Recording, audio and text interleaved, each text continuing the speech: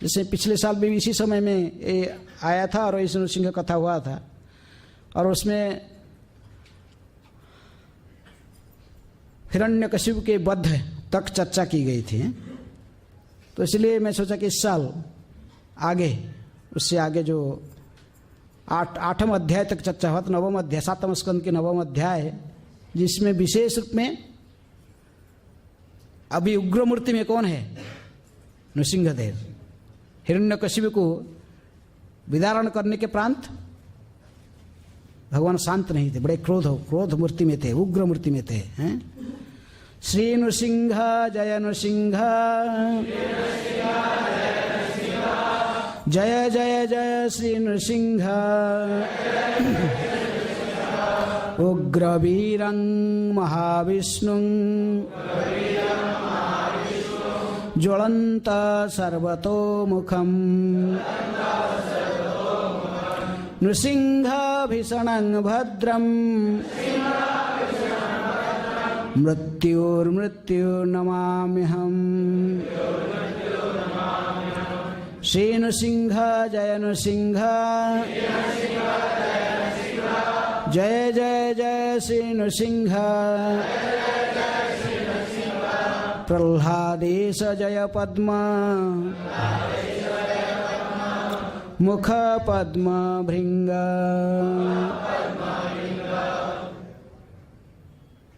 श्री नृसिंह जय नृसिंह, जय जय जय श्री नृसिंह,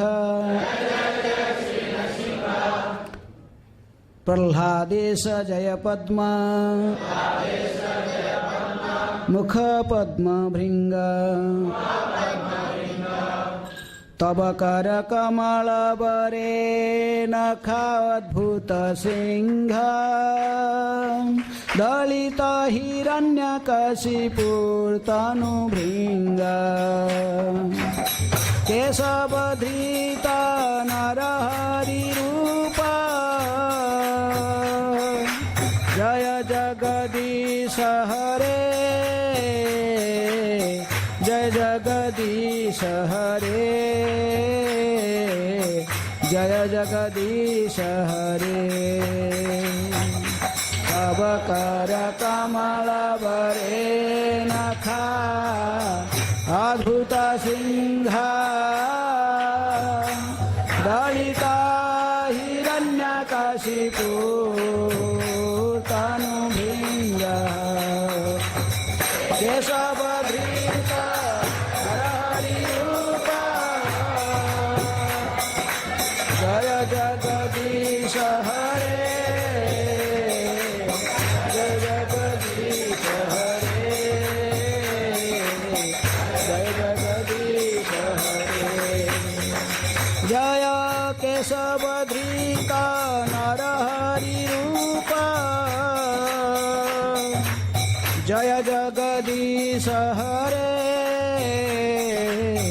जय जगदीश हरे, जय जगदीश हरे। जय केशवधृत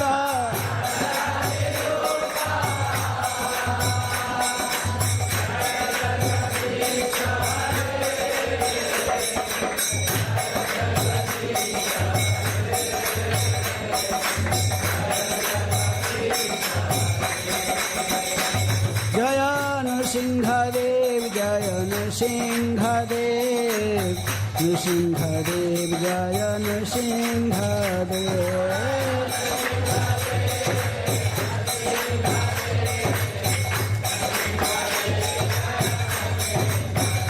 जय प्रह्लाद महाराज, प्रह्लाद महाराज, प्रह्लाद महाराज, जय प्रह्लाद महाराज।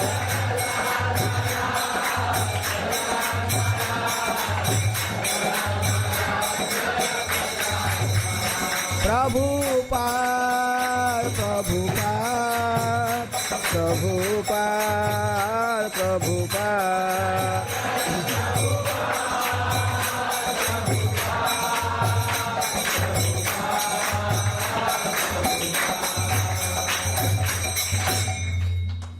तो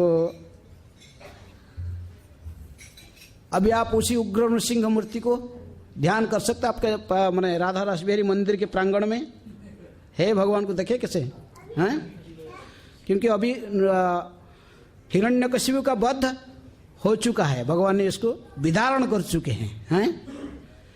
इसी नृसिंह कथा की प्रारंभ करते हुए श्रीमद् भागवत की प्रसिद्ध टीकाकार श्री श्रीधर स्वामी कहते कि स्वभक्त पक्षपातेन तद्विपक्ष विदारणम नृसिंहम अद्भुतम वंदे परमानंद विग्रहम। स्वभक्त पक्षपात, किसको? अपने भक्त कौन? प्रहलाद। प्रहलाद के पक्ष लेकर भगवान ने तद विपक्ष विदारण, इसके विपक्ष में कौन था? हिरण्यकशिपु को विदारण कर दिए और ऐसे अद्भुत उग्र नृसिंह मूर्ति में विराजमान रहे। और उसी परमानंद विग्रहों को ध्यान करते हुए हम इस कथा को प्रारंभ करेंगे कि भगवान नृसिंहदेव के से उग्र मूर्ति को दर्शन करते हुए सबसे पहले ब्रह्मा जी सामने आते हैं। ब्रह्मा आदि इस अध्याय की प्रारंभ करते हुए सुखदेव गोस्वामी कहते कि श्री नारद उवाच, ये प्रसंग जो है नृसिंहदेव की कथा, ये कौन किसको कह रहा है? मूल रूप में नारद मुनि कह रहे हैं युधिष्ठिर महाराज को। और इसको बात में सुखदेव गोस्वामी फिर उसी प्रसंग को परीक्षित महाराज को कह रहे हैं। और उसी प्रसंग को फिर नैमिषारण्य में कौन कह रहा है? सूत गोस्वामी सारे सनक आदि ऋषियों को कह रहे हैं। और उसी को व्यासदेव जी ने फिर भागवत की ग्रंथ में रचना की है, भागवत ग्रंथ में इसको लिपिबद्ध किए। इसलिए अभी जो उग्र मूर्ति में नृसिंह भगवान को देखते हुए और सारे देवता ब्रह्मा आदि देवगण आकर उनकी स्तुति किए, लेकिन जब भगवान ने शांत नहीं हुए, उग्र मूर्ति में घोर गर्जना कर रहे थे। पहले तो नृसिंह इसको फाड़ दिए, किसको? हिरण्यकशिपु को फाड़ डाले। इसके बाद उसके जितने भी सैनिक थे, इसके सपोर्टर हिरण्यकशिपु के जितने भी सभी मित्र थे, बंधु थे, उसके सैनिक थे, जो लोग ने सभी हिरण्यकशिपु को ही अपने आत्मसमर्पण कर रखा था, वह भगवान के रूप में मानते थे, हिरण्यकशिपु के शरण में थे, सभी क्रोधित होकर आए। लेकिन भगवान ने कोई अस्त्र शस्त्र से नहीं, केवल नाखून से ही फाड़ के सबको फेंक दिए इधर उधर। भगवान ने उस समय दो ही हाथ में नहीं थे, ऐसा ही आपने अपनी की इच्छा मुताबिक हाथ से प्रकट हो रहा था। असंख्य हजारों हाथ प्रकट कर रहे थे भगवान। और जिस साइड से कोई राक्षस आता तो फाड़ के फेंक देते थे, इतने क्रोध में थे। तभी नारद मुनि ने आगे युधिष्ठिर महाराज कह रहे हैं इस अध्याय के प्रारंभ से, एवं सुरादयः सर्वे ब्रह्मा रुद्रपुरः सराः न पैतुम् असकन् मन्यु संग्रभं सुदुरासदम्। नारद मुनि ने कहे कि सुरादय सर्वे, सभी देवताएं, इनमें कौन कौन थे ने? ब्रह्मा रुद्र पुरः सरा, ब्रह्मा जी और रुद्र अर्थात शिव जी भी उसमें शामिल थे। ब्रह्मा रुद्र आदि सभी उसमें शामिल थे, बड़े बड़े देवताओं। और ये सभी कोई भी उनको शांत करने में सक्षम नहीं हुआ। ब्रह्मा जी स्तुति किए, शंकर जी स्तुति किए, इंद्र स्तुति किए। इसको आगे पढ़ें, कौन सा श्लोक देखें?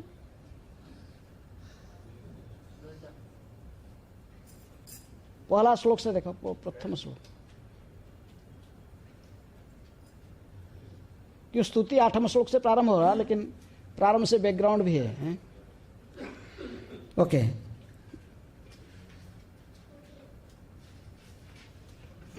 क्या कर रहे हैं? हरे कृष्णा। चलो ठीक है, वो मेरा पास किताब है, आप उधर से देख रहे हैं ना, वो स्क्रीन लगा हुआ उसमें वो देखते रहें। हाँ, नारद मुनि ने कहा ब्रह्मा शिव इत्यादि अन्य बड़े बड़े देवताओं का साहस न हुआ। क्या किस लिए साहस नहीं हुआ?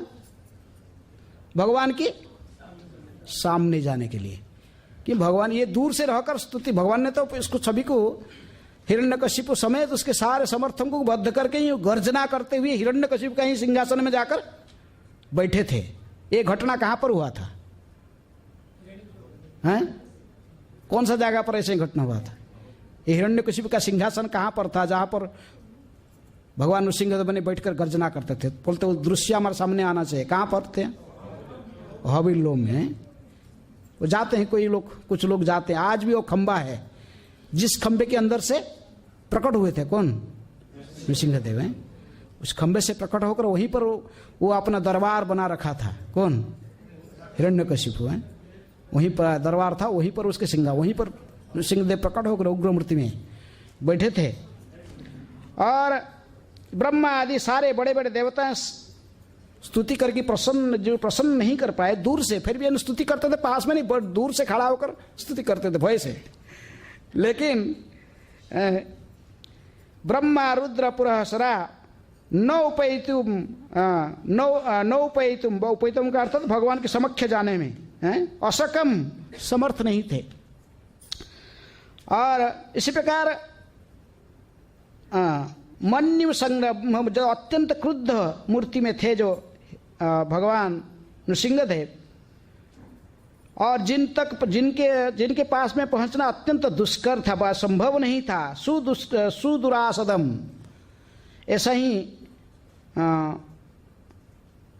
अत्यंत क्रोधित नृसिंहदेव के पास में जाने के लिए ये सब भी असमर्थ थे। ब्रह्मा रुद्र आदि देवता सभी भय से कंप रहे थे कि नृसिंहदेव ने जब शांत नहीं हुए गर्जना करते थे, लाग रहा था कि वो तीनों लोग को अभी क्या करेंगे? भस्म कर डालेंगे। सब कुछ जैसे उनके क्रोध में भस्म, सभी लोग भयभीत हुए थे। बोले एक तो हिरण्यकशिपु की भय से हम लोग इनको प्रार्थना किया था, ये प्रकट हुए, लेकिन हिरण्यकशिपु को तो मार डाले, लेकिन ये तो अभी तो रुद्र मूर्ति, ये तो हैं लग रहा कि ये स्वयं ही सबको समाप्त कर देंगे। फिर सारे देवता लोग ने भयभीत होकर खड़े थे। इसलिए ब्रह्मा जी ने थोड़ा सा अनुनय विनय किया भगवान की शक्ति, इनकी अंतरंग शक्ति। कौन? लक्ष्मी जी। सोचे कि उनकी सहधर्मिणी, उनकी पत्नी है, हो सकता कि वो इनको शांत कर पाएगी। साधारण कोई पति क्रोधित होता तो उनको शांत करने वाला कौन होती है? पत्नी शांत करती ना। गृहस्थों को अनुभव है, जो कोई पत्नी तो क्रोधित हो जाते तो पत्नी का मैंने जो देखते हैं इधर तो उसके पत्नी के पास में पहुंचते हैं। बच्चे लोग धर पिताजी क्रोधित है तो बच्चे लोग कहाँ पर जाते हैं? माँ के पास जाते हैं। तो माँ ने फिर प्रयास करते हैं शांत करने के लिए, वो ठीक है समझा बुझा कर। तो इसलिए सभी ब्रह्मा जी ने सोचे कि हो सकता कि उनकी अंतरंग शक्ति कौन? श्री जी, लक्ष्मी जी ने इनको शांत करने में समर्थ होगी। ऐसे भावना लेकर ब्रह्मा जी ने लक्ष्मी जी की तरफ देखे। सारे देवता लोग ने लक्ष्मी की तरफ देखते थे, श्री जी की तरफ देखे, उनको अनुनय विनय किए हैं। लेकिन नारद मुनि कहते कि साक्षात् श्री ही प्रेषिता देवई दृष्ट्वा तं महदद्भुतम् अदृष्ट्वा श्रुतपूर्वत्वात् सानोपयाय संकितः। साक्षात श्री, स्वयं श्री जी, लक्ष्मी जी भी हैं भगवान के प्रेषिता, अर्थात भगवान के समक्ष में जाने में हैं साहस प्रेषित। इसको विशेष रूप में ब्रह्मा जी ने समक्ष जाने के लिए उनको प्रार्थना की हैं, प्रेषिता, इनको प्रार्थना की, लक्ष्मी जी को प्रेरणा किए कि आप थोड़ा माता जी जाइए आगे जाकर शांत कीजिए। किनको? आपके पति को हैं शांत कीजिए, नहीं तो तीनों लोग को ये ध्वंस कर डालेंगे। अभी आप कुछ कीजिए उपाय हैं। श्री प्रेषिता, तो इसलिए लक्ष्मी जी को भेजे लेकिन लक्ष्मी जी ने जो सामने जा रहे थे, लेकिन वो देखे कि ऐसे ही अद्भुत रूप हैं, अदृष्टा श्रुत पूर्वत्वात्, पहले वो कभी ऐसा रूप नहीं देखी थी। कौन? लक्ष्मी जी भी ऐसे रूप नहीं देखी थी। यदि उनकी पत्नी थी, उनकी अंतर्गत शक्ति, उनकी ही अर्धांगिनी, लेकिन फिर भी उन्होंने ऐसा रूप कभी पहले नहीं देखी थी, ऐसे उग्रा मूर्ति हैं। इसलिए अदृष्टा श्रुत पूर्वत्वात्, पहले कभी भी ऐसा ही कभी सुना भी नहीं था, वैसा ही कभी देखा भी नहीं थे। कौन? लक्ष्मी जी भी देखे नहीं थे, वैसे ही कभी सुने ही थे। जैसे घोर गर्जना, ऐसा गर्जना करते, नृसिंहदेव जो गर्जना करते थे ऐसे कभी नहीं सुने थे, ऐसे उग्र मूर्ति। लक्ष्मी जी ने थोड़े आगे जा रहे थे, देख कर तो समझ गए कि सामने जाऊंगी तो हो सकता है मेरे को ही थप्पड़ लग जाएंगे, हैं?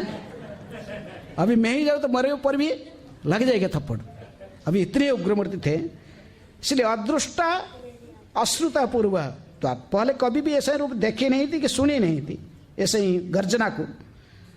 तो इसलिए सा नोपेताय संकिता, स्व भी वही अर्थात वही वह लक्ष्मी भी उपयाय भगवान के समक्ष जाने के लिए संकिता, भयभीत हो गई। लक्ष्मी जी भी सामने जाने के लिए साहस नहीं की। लक्ष्मी जी ने कह दिया कि हाथ जोड़ के माफ करो, मैं नहीं जाऊंगी अभी सामने, कहे कि मैं नहीं जाऊंगी, है मेरे पति है, लेकिन फिर भी अभी जिस मूर्ति में ये है सामने मैं नहीं जाऊंगी। ऐसा कभी गर्जना में पहले सुना नहीं, न ऐसे क्रोध मूर्ति कभी देखा, कभी नहीं देखा ऐसा। क्योंकि भगवान साधारणतः कौन से गुण में रहते हैं? सत्व गुण के, शुद्ध सत्व के प्रतीक है। रजोगुण के प्रतीक है ब्रह्मा जी, और तमोगुण के प्रतीक कौन? शिव जी। अब भगवान सब समय शांत दांत रहते, वो पालन का भार लेते, सारे जगत को पालन करते हैं, पालनहार है, प्रत्येक जीवन को कल्याण के लिए सब समय वो सभी के पालन का दायित्व लिए हैं। लेकिन वो ऐसे ही कभी क्रोधित नहीं हुए किसी के ऊपर, वो तो बड़े शांत रहते। बड़े शंकर जी कभी क्रोधित हो जाते हैं, अपने त्रिशूल उठाकर भागते राक्षसों के पीछे, लेकिन भगवान तो बड़े शांत रहते हैं, बड़े प्रेम से सभी काम को निभा लेते हैं। चाहे महाभारत के युद्ध में वो रथ अर्जुन के सारथी बनकर बैठे, लेकिन फिर भी बड़े मुस्कान में, मुख में मुस्कान रहता है भगवान। लेकिन आज ही की मूर्ति है, इसलिए उन्होंने साहस नहीं की लक्ष्मी जी। इसलिए प्रभुपाद ने कोट करते हैं ब्रह्मांड पुराण से, जो कि जिसको माधवाचार्य जी हमारे ब्रह्ममाद्य गौड़ीय संप्रदाय के जो आचार्य माधवाचार्य ने इसको कोट करते हैं कि ये जो भागवत के श्लोक है ये केवल अन्य पुराणों में से वर्णन भी आता है, ब्रह्मांड पुराण से उन्होंने श्लोक को उद्धृत करते कि अदृष्ट्वा स्थितः पूर्वत्वात् अनयी असाधारणै जनै नृसिंहं संकितैर्लो श्रीलोकहर मोहायनौ ययु प्रह्लादे चैव वात्सल्य दर्शनाय हरेरपि ज्ञात्वा मनस्तथा ब्रह्मा प्रह्लादं प्रसयत् तदा। तो इसलिए वहाँ भी प्रभुपाद कहते कि ये प्रमाण भी केवल भागवत में नहीं है, प्रमाण ब्रह्मांड पुराण में भी दी गई है, जिसको माधवाचार्य ने अपने कोट करते हैं इसी प्रसंग में अपने कमेंटरी में, कि लक्ष्मी ने भी कभी ऐसे ही रूप देखे नहीं थे, अदृष्टवा ऐसे कभी रूप नहीं देखी थी। इसलिए लक्ष्मी जी ने सीधे सीधे मना कर दी कि किनको? देवताओं, विशेष ब्रह्मा जी को, कि मैं नहीं जाऊंगी सामने। इसलिए ये कार्य करने के आगे कहते प्रह्लाद ही चाहिए वो बात से, प्रह्लाद को देखने से भगवान शांत होंगे, आगे इसको पढ़ेंगे। तो लक्ष्मी जी ने जो मना कर दी है कि मैं नहीं, मेरे से नहीं होगा, देवता लोग ने बड़े कहे अभी करेंगे क्या? अभी सारे देवता 33 कोटि देवता खड़े हुए हैं, उसमें ब्रह्मा जी है, शंकर जी भी खड़े हैं, इंद्र चंद्र वरुण सारे सभी लोग, सभी लोग भय से कंप रहे थे। और उनके लीडर के, सारे देवताओं की लीडर कौन है? ब्रह्मा जी लीडर है। कोई राक्षस जब भी उत्पात करता है तो सारे देवता जाते ब्रह्मा जी के पास। ब्रह्मा जी ने सभी देवताओं को लेकर फिर जाते क्षीरसागर किनारे में, क्षीरसागर किनारे खड़ा होकर भगवान क्षीर दोकसाई विष्णु को स्तुति करते हैं। सारे अवतार उनके माध्यम से इस प्रकट होते हैं। लेकिन आज तो ब्रह्मा समेत सभी देवता प्रयास करने पर, माता श्री जी को, लक्ष्मी जी को भी प्रेरणा करने पर भी उपाय नहीं देखा कि भगवान को शांत करने का। लक्ष्मी जी थोड़ा देख रहे जा रहे थे, भगवान उसकी तरफ देख नहीं रहे। किसकी तरफ? लक्ष्मी की तरफ। गर्जना कर रहे, भीषण गर्जन। तो इसलिए कि भगवान ने चाहते थे भी कि उनको शांत करने का जो कीर्ति, अर्थात अपने भक्त किसकी? प्रह्लाद की कीर्ति को वर्धन करने के लिए, जिनकी रक्षा के लिए उन्होंने प्रकट हुए। इसलिए ब्रह्मा जी ने भगवान नृसिंहदेव के भाव को एक प्रकार के समझे, क्योंकि भगवान ने सभी तेन ब्रह्महुदा आदि कोई भगवान नहीं, उन्हीं के हृदय में सबसे पहले दिव्य ज्ञान प्रदान किए थे, उन्हीं के अंतकरण से। इसलिए ब्रह्मा जी ने समझ गए कि हो सकता कि ये प्रहलाद को भेजने से ही भक्त वत्सल भगवान शांत हो सकते हैं। इसलिए आगे नारद मुनि ने युधिष्ठिर महाराज को कह रहे हैं कि प्रह्लादं पेशयामास ब्रह्मावस्थितम् अस्तिके तात प्रसमयो एपि स्वपित्रेः कुपितं प्रभु। प्रहलाद महाराज से कहने लगे, ब्रह्मा जी ने अपने पास ही खड़े हुए उन्हीं के पास में ही खड़े थे। कौन खड़े थे? अवस्थित, तो उनके पास में स्थित थे, खड़े थे जो प्रहलाद महाराज। उन्हीं को ही अनुरोध किया, प्रेषयामास, उनको भेजे बा उनको उन्होंने किए।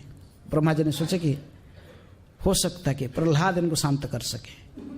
इसीलिए जो सनातन गोस्वामी बृहद भागवतामृत लिखते हैं वहाँ पर भक्तों की जो लिस्ट देते हैं, भक्तों की माने लिस्ट, मैंने भगवान के शुद्ध भक्तों में से किसके स्थान कहाँ पर है, ये ब्रह्मा जी शंकर जी के परे भी इनके स्थान रखते। किनके स्थान?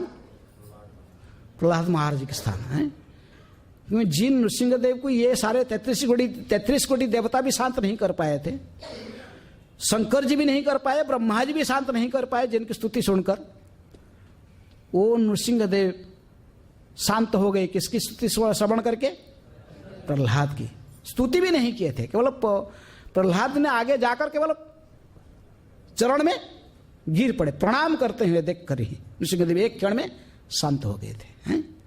इसलिए ये सभी भक्तों से, यहाँ तक देवताओं, ब्रह्मा शंकर जदिया में कहते कि वैष्णव मानांग जथा शंभु, समस्त वैष्णव में कौन श्रेष्ठ माने जाते हैं?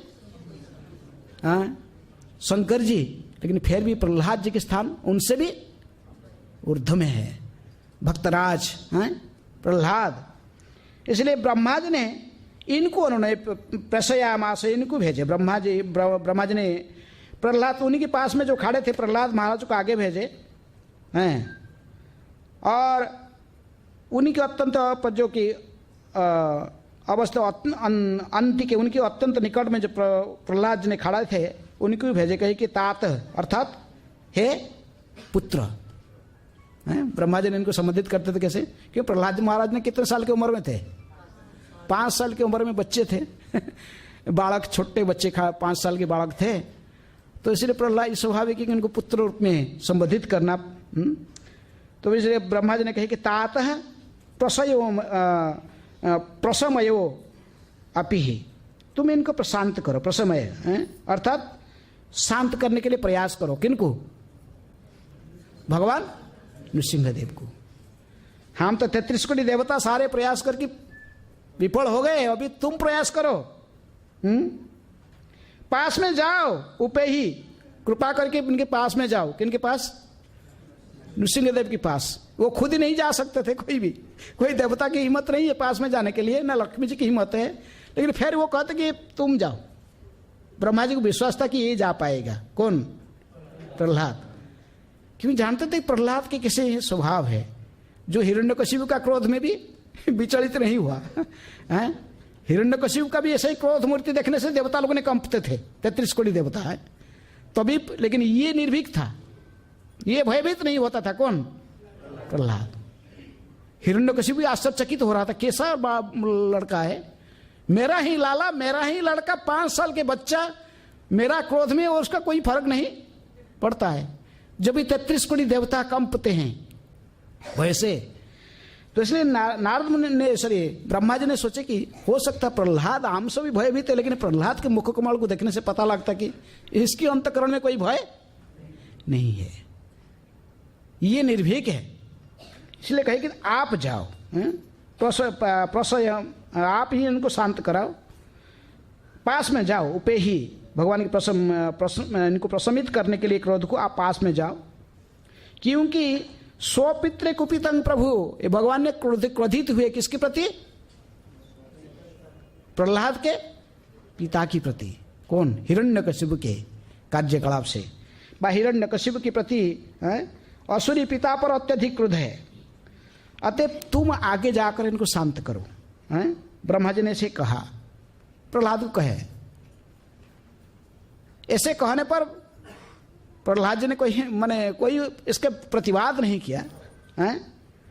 तब इसलिए ऐसे जब कहे, नारद ने कहते कि तभी तथेदी सनक ही, सनक ही माने आस्ते आस्ते, सनक का अर्थ धीरे धीरे। राजन महाभागवत अर्भक, राजन अर्थात महाराज युधिष्ठिर को संबोधित करते हुए कहते कि महाभागवत अर्भक, महाभागवत है। स्वयं गुरु अपने शिष्य को सम्मुख कहते कि महाभागवत। कौन कह रहे हैं? नारद जी कह रहे प्रहलाद को। यहाँ पर वचन क्योंकि नारद जी ने कह रहे युधिष्ठिर महाराज को, इसलिए नारद जी ने महाभागवत शब्द जो उपयोग कर रहे हैं, किसके लिए उपयोग कर रहे हैं?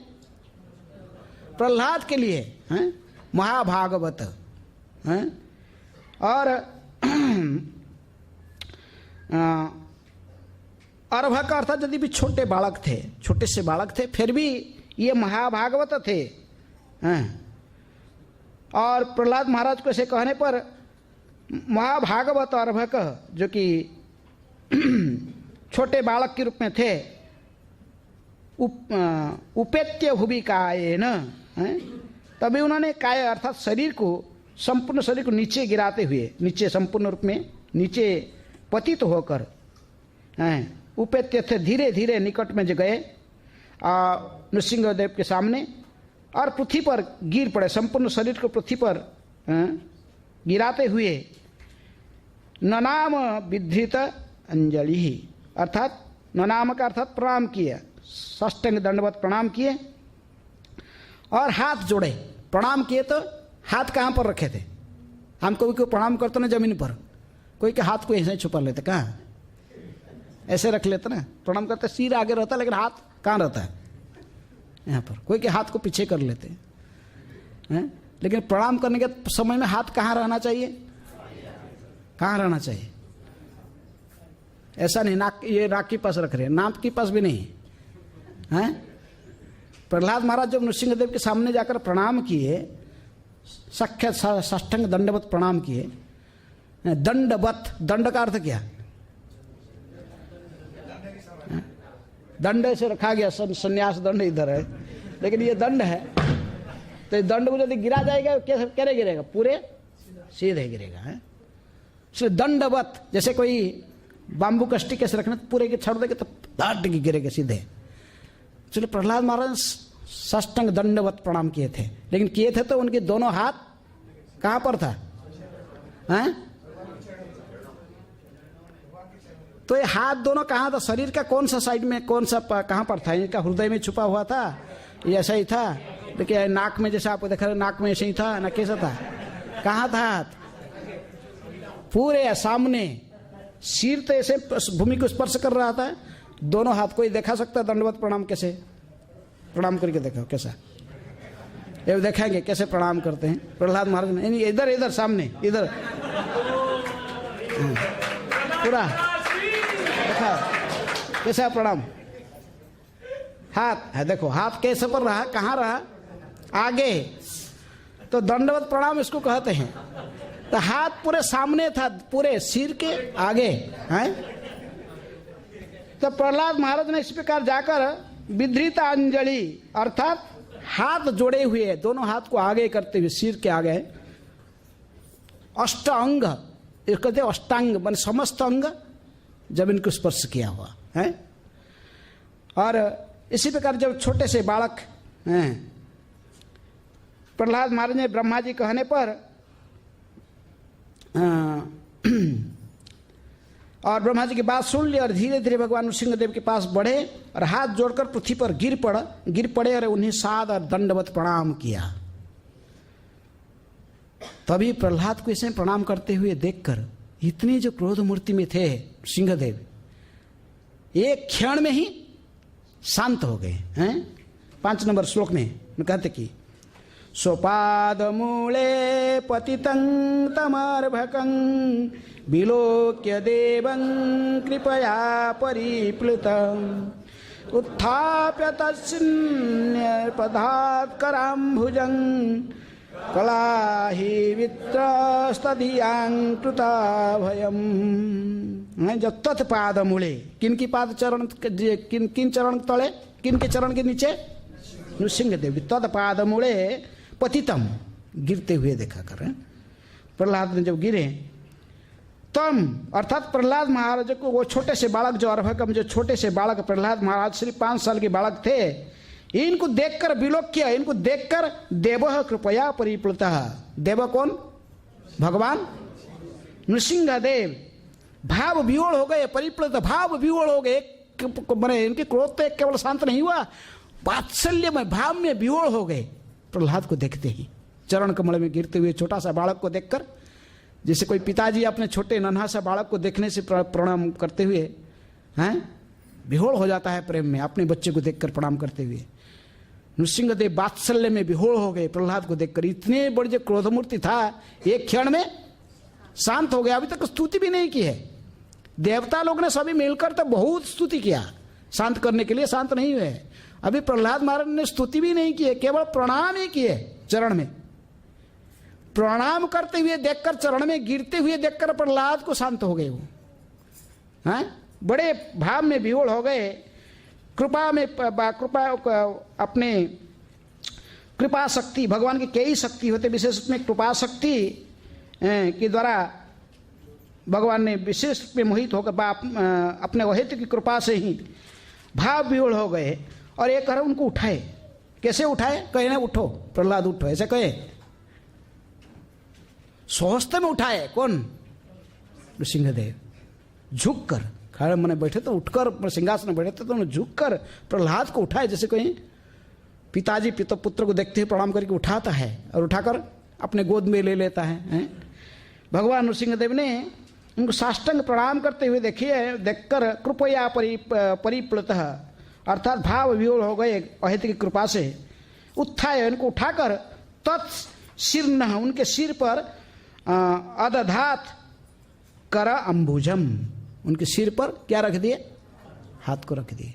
छोटा से बालक थे, भगवान ने सिंहासन में बैठे थे और उठे कर प्रहलाद इतने ही खड़े थे, खड़े होने पर भी ऐसे ही छोटे खड़े थे। तो भगवान ने अपने हाथ को कर कमल को रख दिया। किनके? किसके ऊपर? तब कर कमल बरे नखा अद्भुत सिंघम।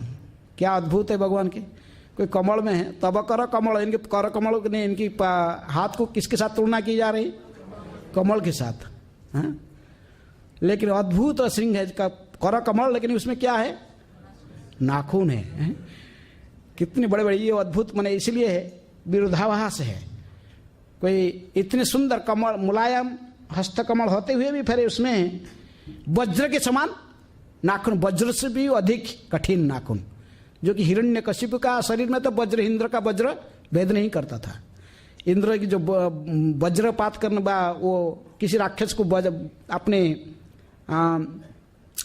अस्त्र फेंकने से, वज्र फेंकने से वो विदारण हो जाता था, लेकिन उस वज्र फेंकने पर भी हिरण्यकशिपु के शरीर में वो भेद नहीं कर सकता था। लेकिन भगवान के जो नाखून है वो उससे भी अधिक कठिन था, जिस नाखून इसके हिरण्यकशिपु को शरीर को विदारण करने में सक्षम था। और इतनी सुंदर कमल हस्त में, मुलायम हस्त के साथ वो ऊपर में क्या था? भगवान किसी उग्र मूर्ति ऐसे ही कठिन नाखून से युक्त था। तो लेकिन भगवान ने जब प्रहलाद को उठाए तो बड़े भक्ति भाव से भक्त वत्सलता को प्रदर्शन करते हुए, उनको उठाते हुए आपने कर कमल को उनके सिर पर रखा। क्या रखा? नाखून को तो रखे थे किसकी छाती के ऊपर, लेकिन प्रहलाद के सिर पर क्या रखे? नाखून को रखे नहीं। ठीक, इनके हस्त का हस्त कमल जो मुलायम, जो कि बहुत सुंदर मुलायम अंग, जो कमल के समान मुलायम, जो उसी हस्त कमल को उस बालक के सिर पर रखे हैं। कृपया परिप्लुत उत्थाय तत्सिन्नम दधात कराम्बुजम, अपने कर अम्बुज को, कमल को, कर कमल को उसी इनके सिर पर रखे हैं। और उनका हाथ, जो कि इनकी कर कमल कैसे था ना, जो कि सभी को अभय देने वाला था। कराम्बुजम इसको रखे। और काल ही, काल रूपी सर्प का जो तुरंत ही मार सकता, विभिन्न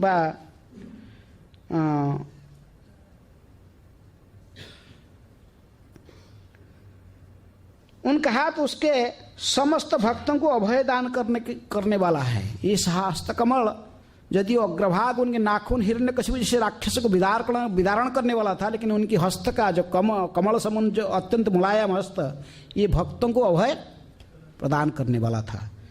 इसलिए प्रहलाद के सिर पर हाथ को रखकर भगवान ने इसको समस्त भय से मुक्त कर दिए। किसको? प्रहलाद को। क्योंकि भगवान ने उनकी सिर पर हाथ रखे, और ये भगवान के हाथ ऐसे ही रखना, भगवान के हाथ कोई हमारे हाथ जैसा ऐसे ही नहीं होता है, हैं? जैसे ध्रुव महाराज के सिर में भगवान ने क्या टच कर दिया था, वहां पर हाथ तो नहीं रखे थे, खाली शंख को टच कर दिया था। उसी से ही ध्रुव महाराज के अंतःकरण में समस्त अज्ञानता संपूर्ण रूप में नष्ट हो गया था, दिव्य ज्ञान से परिप्लुत हो गए, हैं? उनके सारा शरीर में अष्टसात्विक विकार आने लगा, कंपनी लगे, भाव में विवड़ हो गए थे। कौन? ध्रुव महाराज भी ऐसे ही ब्रह्म ज्ञान से, दिव्य ज्ञान से ये बहुत सुंदर स्तुतियां भगवान की करने लगे थे ध्रुव महाराज। उसी प्रकार जब भी भगवान नृसिंहदेव प्रहलाद महाराज के सिर को स्पर्श किए, तब प्रहलाद महाराज के मन में जितनी भी भौतिक कलमश था सब कुछ नष्ट हो गया था। क्योंकि स्वयं प्रहलाद महाराज आगे कहेंगे, क्योंकि उनकी जन्म कहाँ हुआ था? एक राक्षस के कुल में, राक्षस के पुत्र के रूप में। प्रहलाद किस पर कोई साधारण राक्षस नहीं था, हैं? कौन था वो? हिरण्यकशिपु, हैं? हिरण्यकशिपु के पुत्र के रूप में जन्म लिए थे। इसलिए सतत कर स्पर्श, उसी भगवान के कर स्पर्श जब हुआ प्रहलाद के सिर पर, तभी अखिल अशुभ, जितने प्रकार के अशुभ था उनके शरीर में जो कुछ भौतिक इच्छाएं था राक्षस कुल में जन्म होने के कारण, तो वो सब वो सभी अशुभ तत्क्षणात विलोप हो गए। समस्त भौतिक इच्छाएं, विशेष में जो इच्छाएं, भौतिक इच्छाएं, जो अशुभ का अर्थ प्रभुपाद जी इसका शब्दार्थ करते हैं कि अशुभ का अर्थ भौतिक इच्छाएं, भिन्न प्रकार की जो भौतिक इच्छाएं, ये समस्त इच्छाएं तत्क्षणात नष्ट हो गया है। नृसिंहदेव के द्वारा प्रहलाद महाराज के सिर स्पर्श करने से प्रहलाद के समस्त भौतिक कलमश तथा इच्छाएं, भौतिक इच्छाएं पूर्णतया धुल गई, हैं? इसलिए वे दिव्य पद को प्राप्त हो गए। नृसिंहदेव की कर स्पर्श करने के पर उनके शरीर को सिर में रखने के कारण, सिर में हाथ रखने का अर्थ क्या? भगवान ने इनको क्या प्रदान किया? अभय प्रदान किया, हैं? इनको आशीष दी कि और तुमको भयभीत होने का कोई प्रयोजन नहीं है। एक तो तुम्हारे पिता को तो विदारण कर चुका हूँ, इसके अलावा भी ये संसार में साधारण तो जो भी ये भौतिक जगत में विचरण करते हैं ये भयभीत रहते हैं, लेकिन तुमको और किसी भी वस्तु में भय होने का कोई कारण नहीं है। क्योंकि अभय देने वाले कौन? स्वयं भगवान नृसिंहदेव उनको आश्वासन देते हुए इनके सिर पर हस्त धारण किए। और इसलिए जो भगवान के चरण में पूर्ण शरणागत भक्त है वो जानता है कि कृष्ण जिसको रखेंगे हम राखे कृष्ण, मारे कृष्ण रखे के हैं। भक्तिविनोद ठाकुर इसलिए अपने शरणागति भजन में वो सुंदर गाते हैं, तुमी तो राखी बेजारे के तारे मारी ते पारे, तब इच्छा बस त्रिभुवन, तब इच्छा बस त्रिभुवन, तुमी तमारी बेजारे के तारे राखीते पारे, तब इच्छा बस त्रिभुवन, तब इच्छा बस त्रिभुवन। भगवान यदि किसको मारना चाहेंगे इसको कौन रक्षा कर सकता है? यदि भगवान किसको रक्षा करना चाहेंगे इनको कौन मार सकता है?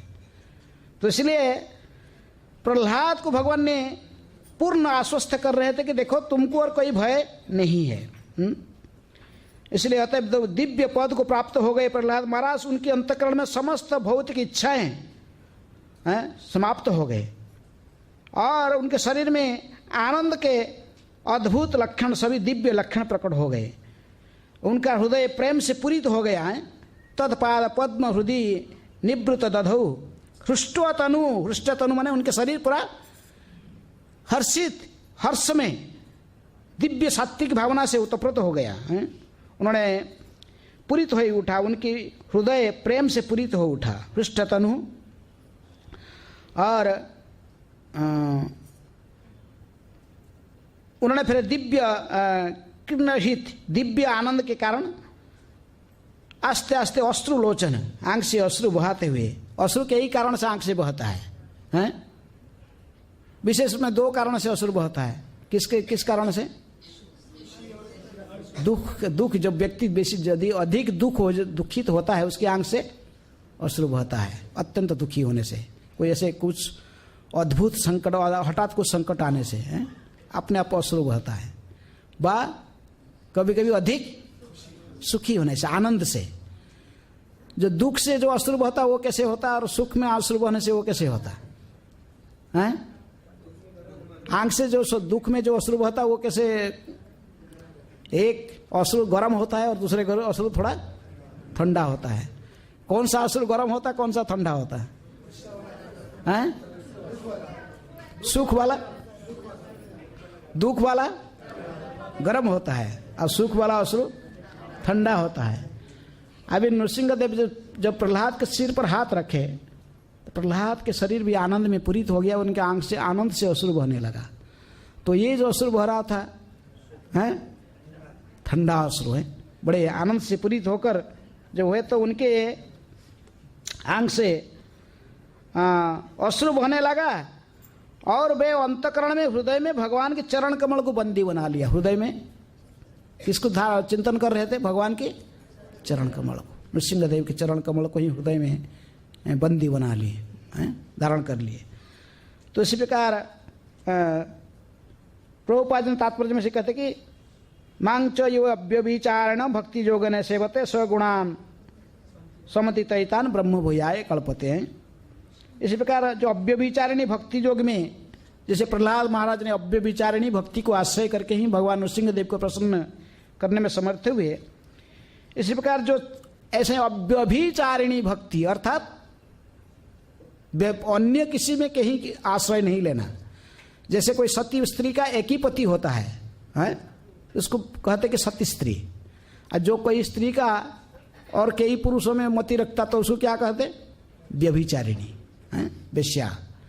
लेकिन अव्यभिचारिणी का अर्थात जिसकी मति कई भिन्न भिन्न अन्य स्थान में नहीं, एक स्थान पर केंद्रित रहता है, एक पति में जिसकी मति केंद्रित है। प्रहलाद की मन एकमात्र किसके चरण कमल में केंद्रित था? नृसिंहदेव की। इसलिए वो अव्यभिचारिणी भक्ति करते थे। इसलिए ये समस्त गुणों के प्रभाव से मुक्त हो गए। हम साधारणतः तीनों गुण के द्वारा प्रभावित होते हैं संसार में। तो इसलिए स्वगुणान समतितैतान, और समस्त गुणों से, गुणों की प्रभाव, सतगुण रजगुण तमगुण, इन गुणों के प्रभाव से मुक्त होकर भगवान नृसिंहदेव के चरण कमल को हृदय में धारण करने में समर्थ हो गए हैं।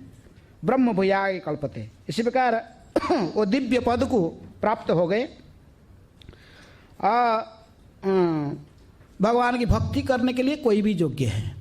ये नहीं कि साधना में सोचते कि कोई सोचते कि नहीं ब्राह्मण होने से भक्ति का, ब्राह्मण लोग के प्रति भगवान, क्योंकि भगवान कहते हैं नमो ब्रह्मण्य देवाय गो ब्रह्मण्य हिताय च जगद्धिताय कृष्णाय गोविंदाय नमो नमः। भगवान साधारण गाय और ब्राह्मण के प्रति विशेष वत्सल होते से कहा जाता है।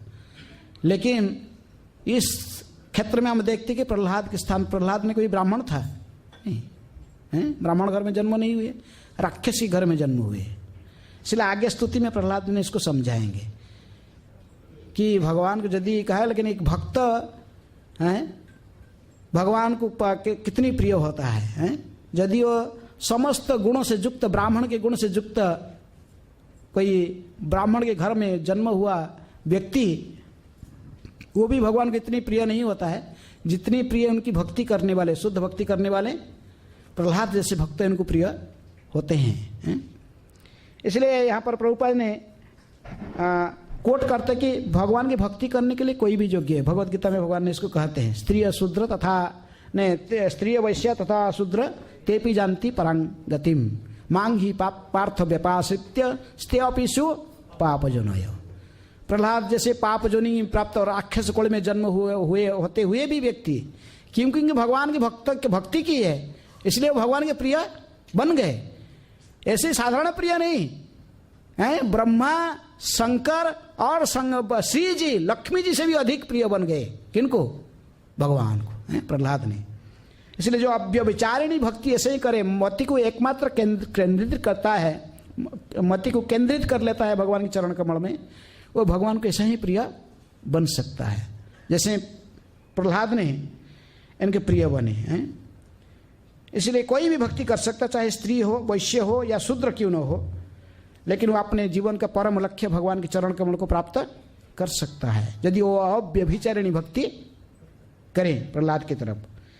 इसी प्रकार प्रहलाद महाराज जब भी चरण कमल में नृसिंहदेव के चरण कमल में खड़े थे, नृसिंहदेव इनके हस्त कमल को उनके माथे पर धारण किए हुए थे, तब प्रहलाद महाराज पूरे आंख बंद कर आनंद से बहता था, पूरा समाधि में थे।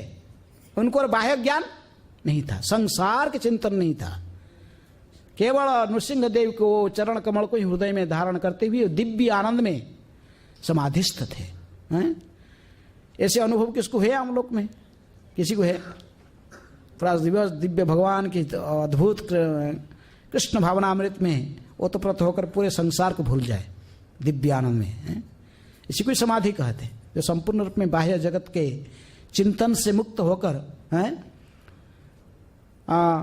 भगवान के चरण कमल को के चिंतन में तल्लीन होकर जो पूरे संसार को भूल जाना, ये इतने आसान से संभव नहीं। लेकिन प्रहलाद महाराज के पक्ष में संभव था। किस लिए संभव था?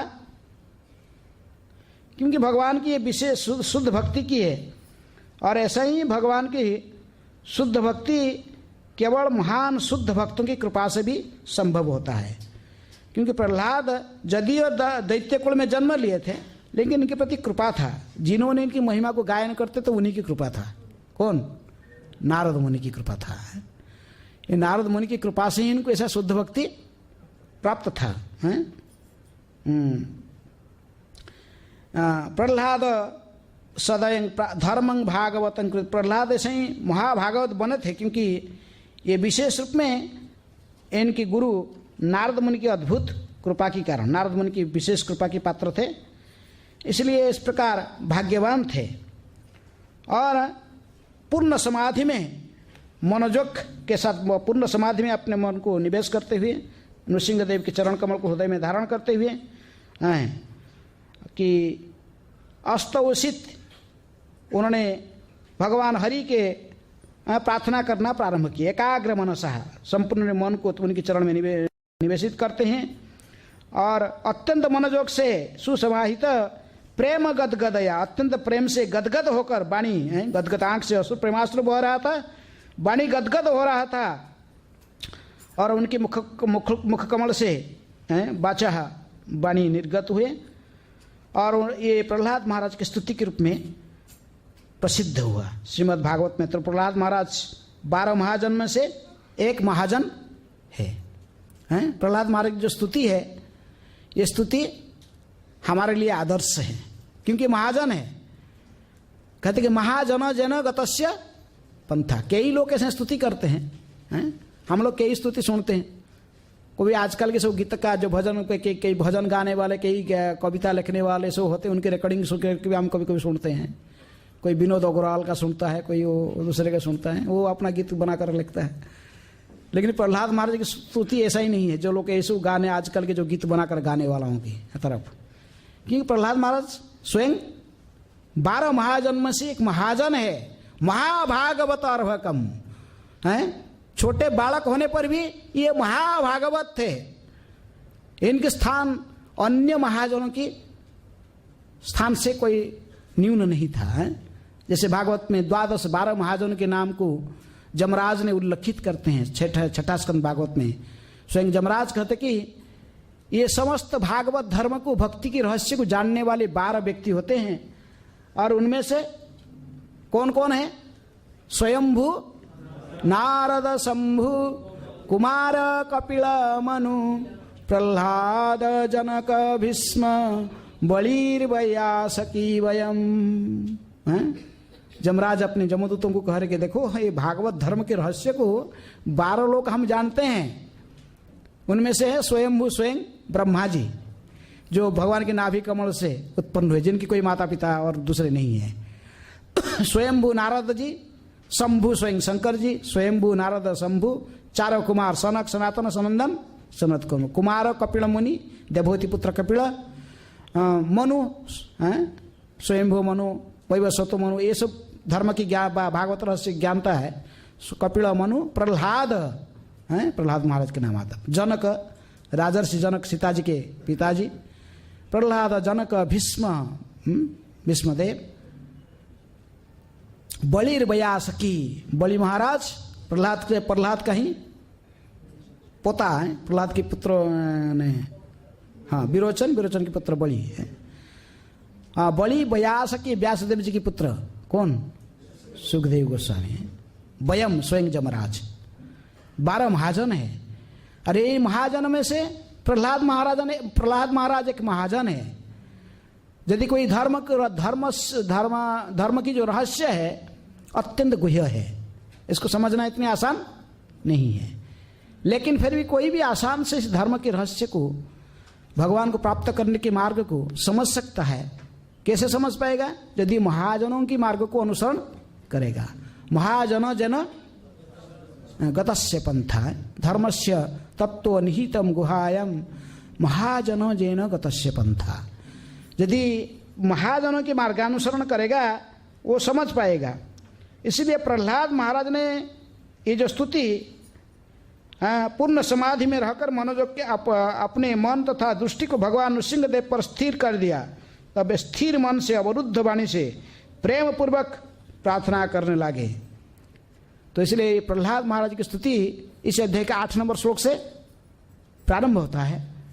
यदि ये स्तुतियों को यदि हम स्तुति में जो शिक्षा प्रह्लाद महाराज ने केवल स्तुति नहीं गाए, शिक्षा इनके स्तुतियों के माध्यम से उन्होंने हमें भगवान की भक्ति की शिक्षा भी प्रदान की है। भगवान की शुद्ध भक्ति के रहस्य को उन्होंने व्यक्त किया। इसलिए उन्होंने सबसे पहले दैन्यता को जो कोई भक्त भगवान को कैसे प्रसन्न कर सकता है, किस भक्त की प्रार्थना को भगवान सुनते हैं? जो संपूर्ण रूप में शरणागत है। नरोत्तम दास ठाकुर अपने प्रसिद्ध भक्तिविनोद ठाकुर अपने प्रसिद्ध शरणागति के भजन में कहते कि षडांग शरणागति होइबे जाहार,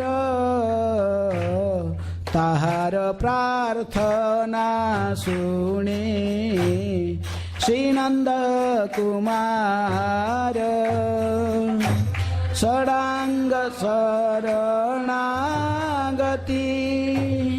होइबे जाहार, ताहार प्रार्थना सुने श्रीनंद कुमार। दैन्य आत्मनिवेदन गोत्रतेवरण, अवश्य राखिबे कृष्ण विश्वास पालन। दैन्य आत्मनिवेदन गोत्रतेवरण, अवश्य राखिबे कृष्ण विश्वास पालन। भक्ति अनुकूल मात्र कार्य रसिकार, भक्ति प्रतिकूल भाव वर्जनांगीकार। भक्ति अनुकूल मात्र कार्य स्वीकार,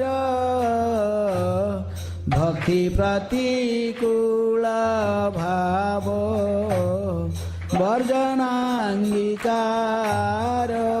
शरणागत भक्त के चरित्र में 6 लक्षण दिखाई पड़ते हैं। भक्तिविनोद ठाकुर का क्या क्या? दैन्य, आत्मनिवेदन, भगवान मेरी पालक, गोत्रत्य वर्णम अर्थात भगवान मेरी पालक है, मेरी पालनहार है, मेरे सारे खान पान आवश्यकता को कौन देता है? कृष्ण देते हैं, और दूसरे के ऊपर निर्भर नहीं करता है। भगवान ही मेरे एकमात्र पालक हैं, भगवान ही मेरा रक्षक है। गोत्रत्य वर्ण अवश्य राखिवे कृष्ण विश्वास पालन।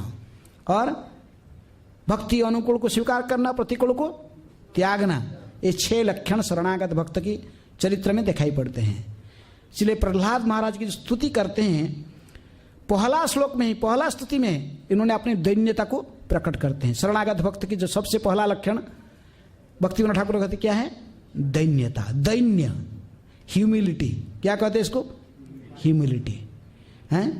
भक्त बड़े दैन्य होता है, अहंकारी नहीं होता है, गर्व नहीं होता उसके पास में। तृणादपि सुनी चेना तरोरोपि सहिष्णुना अमानिना मान देना कीर्तनीय सदा हरि। भगवान हरि की कीर्तन करने के लिए सबसे पहला गुण है, ये आवश्यकता है क्या? दैन्यता। तृण से भी तुच्छ, वृक्ष से भी सहनशील होकर दूसरों को सम्मान देने के लिए सदा तत्पर रहते हुए अपने सम्मान के प्रति आशा न करना, ये जो गुण है इसको तो दैन्यता। समस्त योग्यता होते हुए भी भक्त अपने को बड़ा दीनहीन पतित ही समझता है। इसलिए यदियो प्रहलाद महाराज की स्थिति ब्रह्मा शंकर आदि समस्त देवताओं की ऊर्ध्व में था, लेकिन नृसिंह देव के सामने उन्हें अपनी दैन्यता को प्रकट करते हुए स्तुति के प्रारंभ करते हैं। कौन? प्रहलाद महाराज। इसलिए प्रहलाद महाराज कहते कि इसी श्लोक की व्याख्या के साथ कथा आज बंद करेंगे। प्रहलाद महाराज की स्तुति प्रारंभ हो रहा है। उन्होंने कहते कि ब्रह्मादय सुरगणा मुनयथ सिद्धा सत्वैकतानगतयो वचसां प्रवाहै नाराधितुं पुरुगणैरवुनापि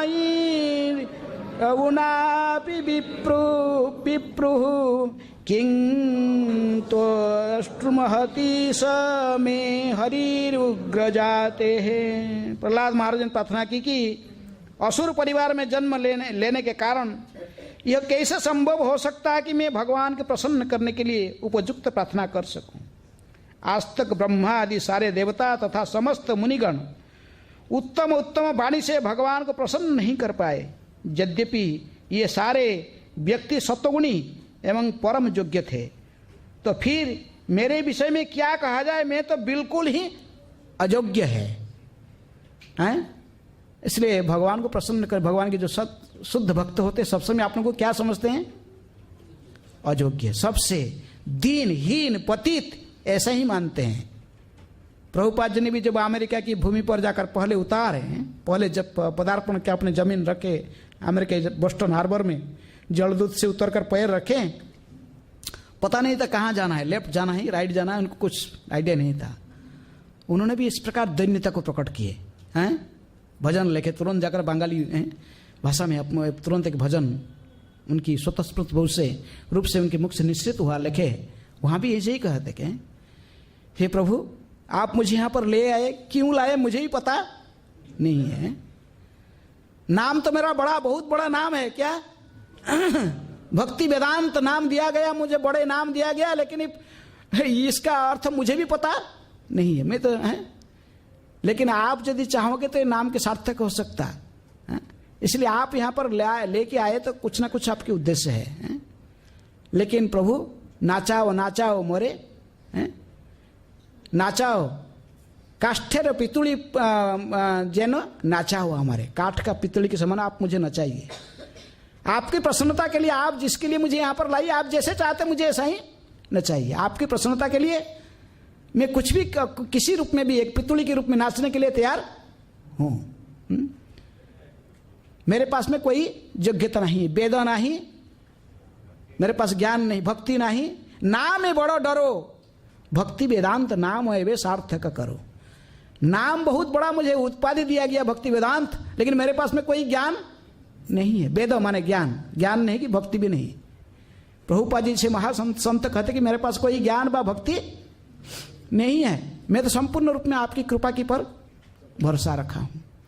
जो शुद्ध भक्त होते हैं सदा ऐसे ही धन्यता को प्रकट करते हैं, वो अहंकारी नहीं बनते, कहते कि नहीं मैं सब कुछ जानता हूँ।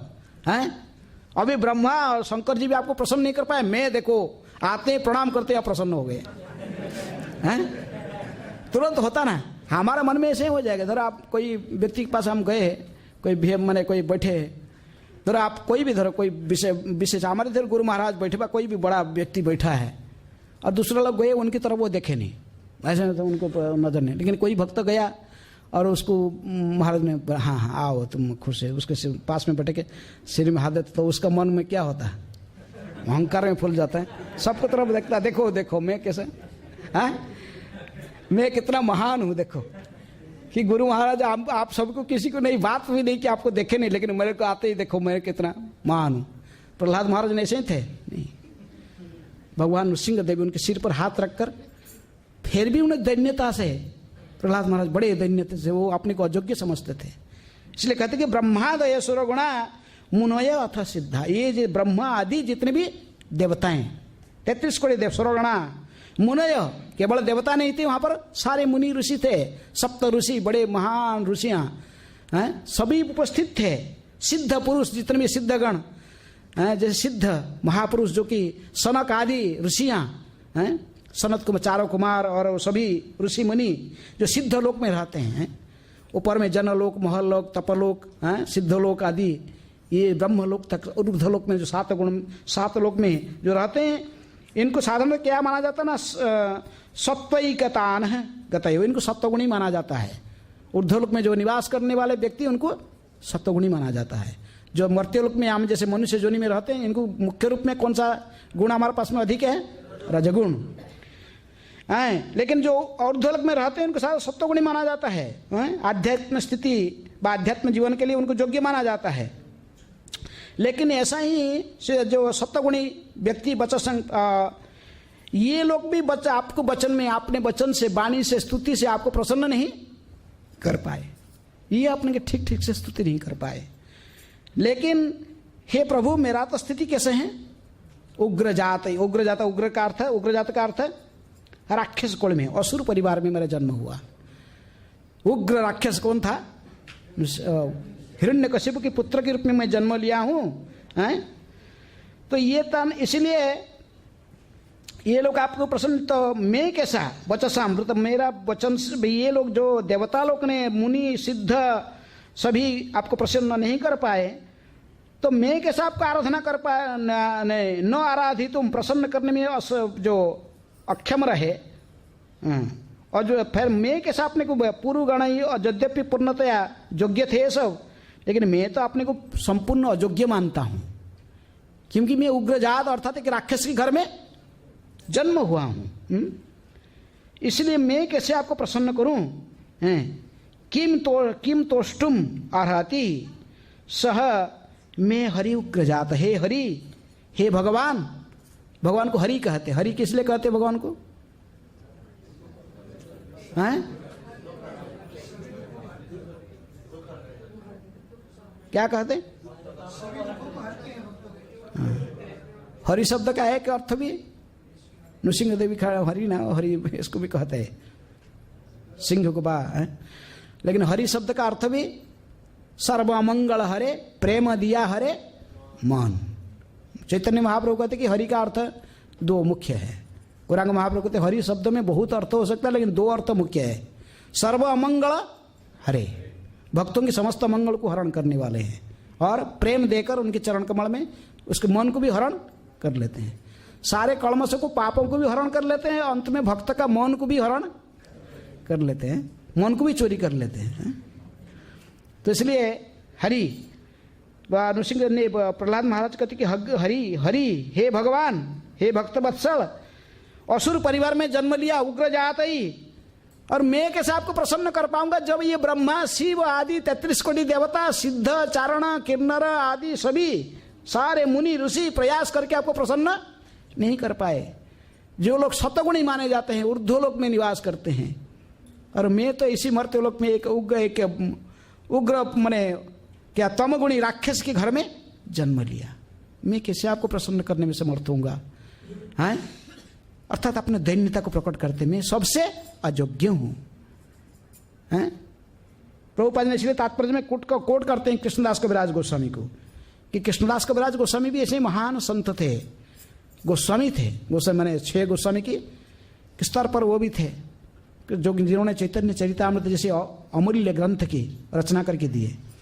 लेकिन उन्होंने भी ऐसे ही चैतन्य चरितामृत की जो रचना करने प्रारंभ कर रहे हैं, तो वो भी अपने ऐसे जो अयोग्य समझते थे। हैं? कहते कि जगाई माधाई है जो हईते मुई से पापिष्ठ, पुरी से कीट हईते आमी से लघिष्ठ।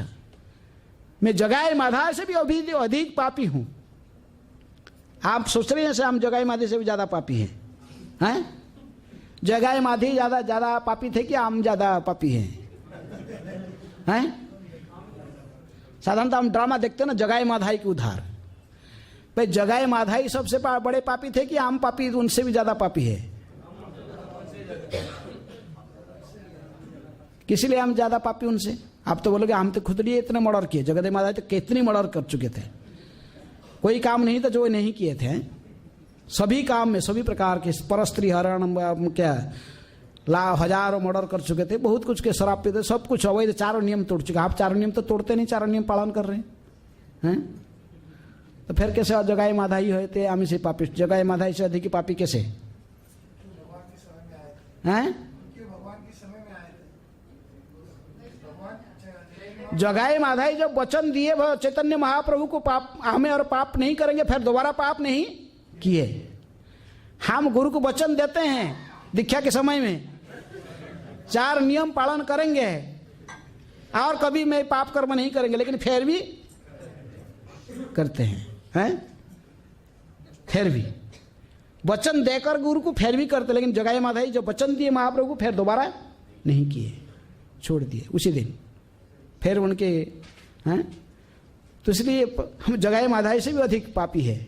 ये कृष्णदास कविराज गोस्वामी हमको ही उद्देश्य करके शिक्षा देने के लिए सिखाते कि बद्ध जीव की स्थिति कैसे है। हम सोचते कि जगाई माधाई सबसे पतित थे, और जगाई माधाई पतित नहीं थे, वो सिखाने के लिए यहाँ पर भूमिका निभा रहे थे। वो तो जय विजय थे, वही जय विजय द्वारपाल थे वैकुंठ के दर्जे पर, वही ही हिरण्याक्ष हिरण्यकशिपु बनकर आए थे भगवान के, वो रुद्र भगवान को वीर रस को आस्वादन कराने के लिए 3 बार आए हैं। हिरण्याक्ष हिरण्यकशिपु, फिर रावण, कुंभकर्ण, फिर शिशुपाल दंतवक्र बनकर, फिर भगवान से प्रेम प्राप्त करने के लिए अपने स्वेच्छा से 4थे बार आए थे जगाई और माधाई बनकर। जगाई माधाई हईते आमी से पापिष्ठ, पूरी से कीट हईते आमी से लघिष्ठ। जो ड्रेन चलता है, ड्रेन के अंदर पानी सड़ जाने से कीड़े से पड़ जाते हैं, तो उससे भी बड़ा घृणित हूं समाज में। मेरे समान घृणित व्यक्ति संसार में कोई भी नहीं है। कौन कहते? कृष्णदास कविराज गोस्वामी। मैं इतनी बड़े पापी हैं, लेकिन हम सोचते हैं कृष्णदास कविराज गोस्वामी ऐसे व्यक्ति थे हैं, लेकिन फिर वो किस प्रकार दैन्यता को प्रकट करते हैं।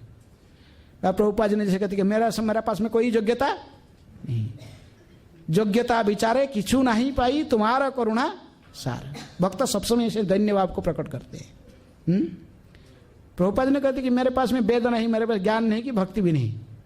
तो हम कह सकते प्रभुपाद जी के पास में ज्ञान नहीं है, सारे इतने सारे ग्रंथ कौन दिया भक्ति वेदांत तात्पर्य लिखकर? प्रभुपाद जी को अज्ञानी थे हमारी तरफ। प्रभुपाद जी कह रहे हैं मेरे पास ज्ञान नहीं है, कि भक्ति भी नहीं है। नाम बहुत बड़ा है मेरा, लेकिन मेरे पास ज्ञान भक्ति कुछ भी नहीं है। तो इसी प्रकार है दैन्य तक भक्तों की, जो शुद्ध भक्त है उनके सबसे जो पहला लक्षण है दैन्यता। भक्तिनाथ ठाकुर कहते हैं कि शरणागति में, इसलिए भक्ति जो आगे बढ़ता है, भक्त कैसे आगे बढ़ेगा? भक्ति महारानी भी एक कैरियर, उसको भी एक वाहन चाहिए, जिस वाहन के ऊपर बैठकर वो आगे चलती है। हम भक्ति में यदि कोई आगे बढ़ना चाहता है, भक्ति को आगे बढ़ाना चाहता है, भक्ति में आगे बढ़ना चाहता है, तो सबसे जो पहला गुण आवश्यकता वो है दैन्यता। यदि व्यक्ति अहंकारी है, घमंड है उसके मन में, मैं इतना हूं, महान हूं, बड़ा, तो फिर वो कभी भी भक्ति में आगे नहीं बढ़ सकता।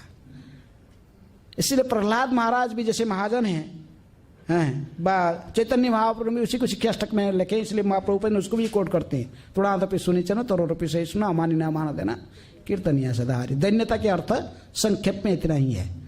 हैं, ऐसे ही तृण से भी अधिक तुच्छ, वृक्ष से सहनशील होकर अपने सम्मान के प्रति इच्छा न रखते हुए दूसरे को सम्मान देते हुए सदा भगवान की सेवा में तत्पर रहना चाहिए। इसलिए प्रभुपाद ने प्रहलाद महाराज ने जो स्तुति प्रारंभ कर रहे तो सबसे पहले उसी दैन्यता को प्रकट कर रहे हैं। यदि हम देखें कि उनकी स्थिति समस्त देवताओं की ऊर्ध्व में, ब्रह्मा शिव के ऊर्ध्व में भी वो थे भक्त के रूप में, लेकिन उन्होंने कहते कि मैं सबसे बड़ा गिरा हुआ व्यक्ति हूं। ये मुनि ऋषि देवताएं तो बहुत ऊर्ध्व में सत्वगुणी सब थे, ऊर्ध्वलोक में निवास करते हैं। हे प्रभु, वो लोग आपको समर्थन ने शांत नहीं कर पाए अपने स्तुति के माध्यम से, और मेरे बात क्या कहूं, मैं तो एक राक्षस के घर में जन्म हुआ हूं, हिरण्यकशिप की पुत्र के रूप में जन्म हुआ हूं, तमगुणी हूं, तमगुण में भरा हुआ हूं, और ये कैसा संभव है कि मैं आपको प्रसन्न कर पाऊंगा, मैं सही में आपकी स्तुति व गुणगान कर पाऊंगा। इसलिए सबसे पहले स्तुति प्रारंभ करने के पहले ही प्रहलाद महाराज दैन्यता को प्रकट करते कि मेरे विषय में क्या कहा जाए, मैं बिल्कुल अयोग्य हूं। इसलिए हमें सीखना चाहिए कि जो भक्त का भक्ति में जो भक्ति करना है तो हमें सब समय ऐसे ही भावना को अपनाना चाहिए। हम दूसरे से श्रेष्ठ नहीं समझना चाहिए अपने को, सब समय सबसे गिरा हुआ व्यक्ति मानना चाहिए। जैसे कृष्णदास कविराज गोस्वामी व्यक्त करते अपने भावना को कि जगाए माधाई से पतित हूँ, जो कि कोई नाली में बहते हुए पानी में उसमें कीड़े से भी मैं अत्यंत घृणित हूँ।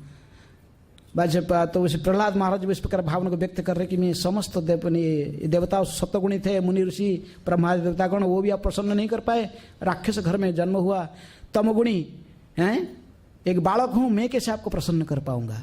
यदि उनके पास में सारा योग्यता था किनकी स्तुति करने के लिए, सिंहदेव की। आगे स्तुति करेंगे। इसलिए महाजन जैन गतस्य पंथा, हमें जो भक्ति में आगे बढ़ना चाहते हैं सबसे पहला गुण क्या है, सीखना है। प्रहलाद महाराज की सबसे पहला स्तुति प्रारंभ से ही कहते कि सबसे जो पहला गुण आवश्यकता है वो है दैन्यता, ह्यूमिलिटी। तो इसलिए आज समय हो चुका है, आज कथा प्रारंभ हुआ, इसलिए यहीं पर कथा को वाणी विश्राम करते हैं, विश्राम देता हूं वाणी को।